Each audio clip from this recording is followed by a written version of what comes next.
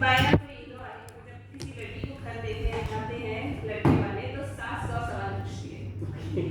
So this is the point. होने वाली अब कोई नहीं है ना।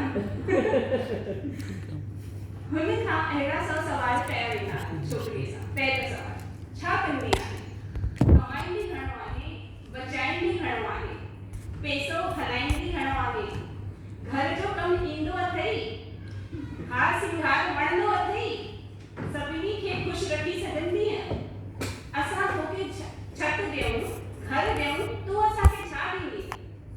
पहिरियों कंहिंसां कोई चक्कर हो, हुअ त फिटियो छो? नौकरी कंदी रहंदी है या छड़े ॾींदी है? नौकरी कंदी रहंदी है या छड़े ॾींदी है? कमाई ॾींदी है या न ॾींदी है?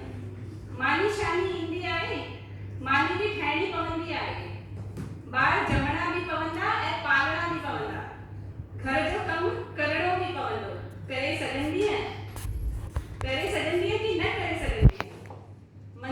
मंज़िल परे पर सस जा सवाल पवंदी।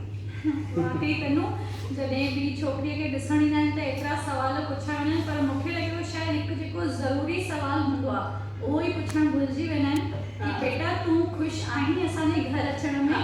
हा, उहो हिकु मेन जेको सवाल हूंदो आहे उहो शायदि भुलिजी वेंदा आहिनि। ऐं मुंहिंजो हिकु नंढो भाउ आहे, हिन कविता जो छा नालो? थियण वारी सस जा 100 सवाल। ओके। वही 100 सवाल होते हैं, मानो सस्पेंस